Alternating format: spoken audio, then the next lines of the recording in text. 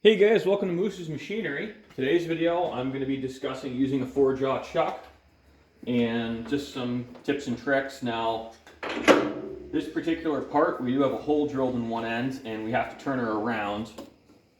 And this is a pretty heavy part, so this is going to require a little bit of planning and forethought so we don't hurt ourselves or damage the machine. Now, a 4-jaw chuck's really nice. It does allow me to flip this part end for end because it clearly won't fit in a collet. Now what I'm actually going to do is I'm only going to loosen two of these screws here, or two of the jaws, and I'm just going to mark them because by doing that, when I flip it, when I retighten these, I'll be closer to where I need to be right off the bat. So I'm just going to grab a Sharpie, come back, do that, and I'll sort of talk you through the process, and you can watch me grunt and struggle because this is pretty heavy. I do have a center that's going to be concentric with the outside diameter on this, and we're going to do some finish work on this end. And I did that because I wanted to have more part to hang on to, because you see I only have about this much clamped in the jaws, and I feel a little bit more comfortable doing it this way because this just it holds on better. That's one of the things you got to worry about. Excuse me. Parts this heavy on a relatively lightweight machine, you really do need to be conscious about balance and vibration. Any out of balance on this size part on this machine will cause it to rock. I will need to re-level the machine and realign the tailstock, but this is a relatively low precision job, so I'm not super worried about tailstock alignment.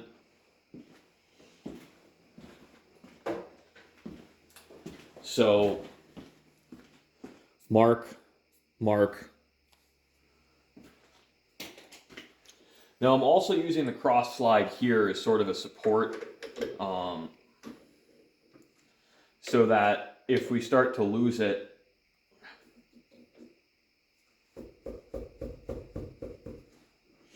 we will have a little bit of support already. Oh.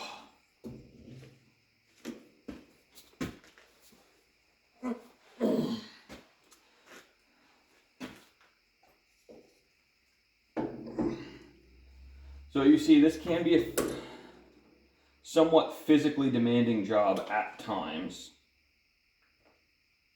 But usually your parts aren't this heavy on a lathe this size. And if you are working with a lot of these parts, I do have an engine hoist I'll use if need be. An overhead crane would be ideal.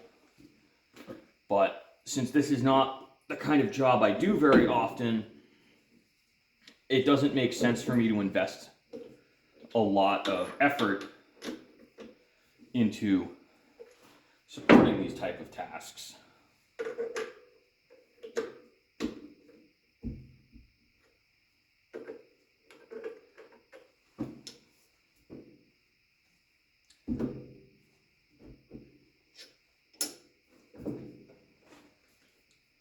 I put a little load on the tailstock so it stays where it needs to be. And let's just see how far off we are. I think we're going to be quite a ways, but it can be really hard to say.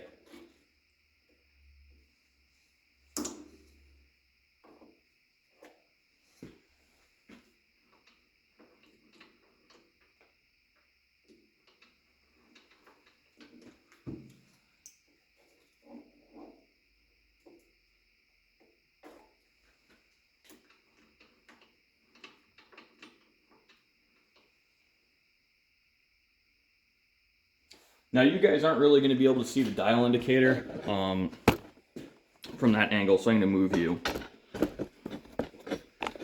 So when you're indicating on the outside of the part like this, what I do is I will loosen my low readings and tighten my high readings to center it. Now if I were indicating on the top side of the inside, what you would do is you'd tighten the high and loosen...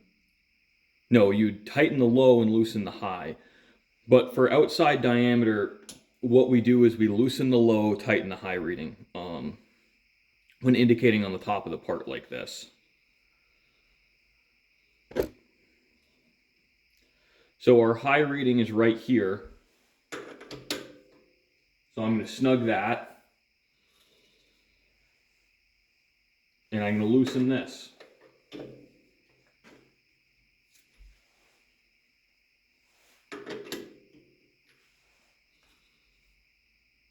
Or no, this is our low reading here.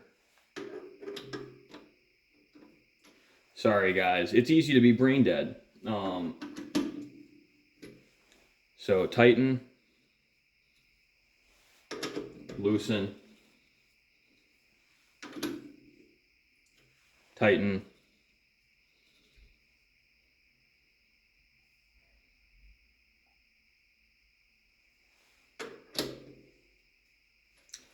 tighten, loosen,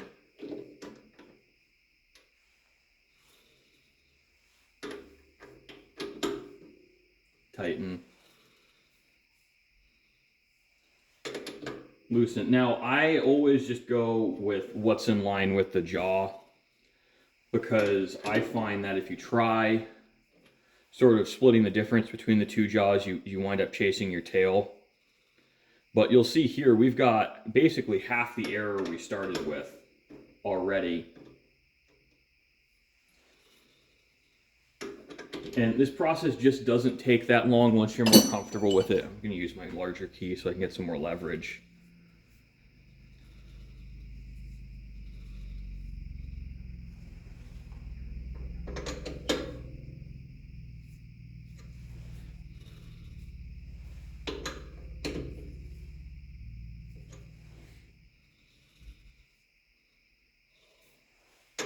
You know, you just don't need to go crazy.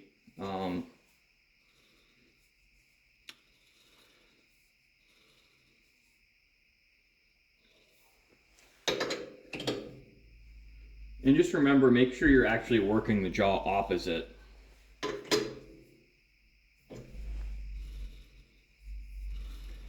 And don't do what I just did, which is 90 degrees off.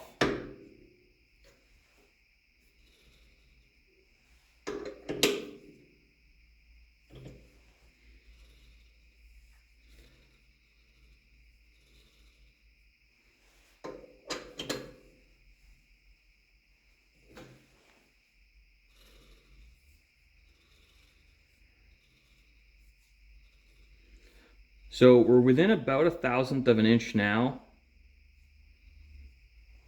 So I want to dial in just a little closer than that, just for demonstration's sake.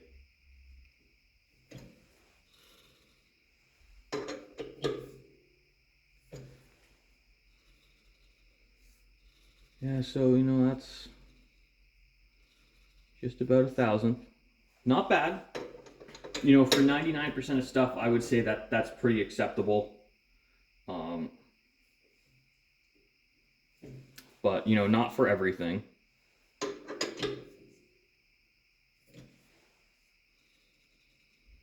Oh, now we've got 2,000. So that's the annoying thing. It can jump between jaws too when you're doing this. I don't have the best track record with 4 jaws when I'm talking.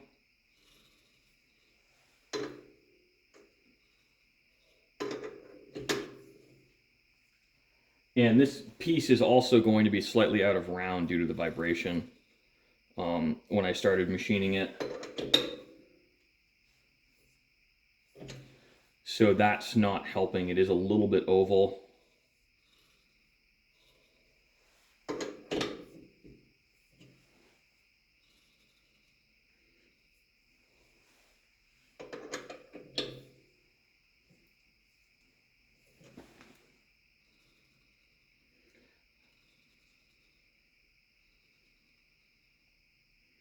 So spinning this slowly, we're inside 1/1000th.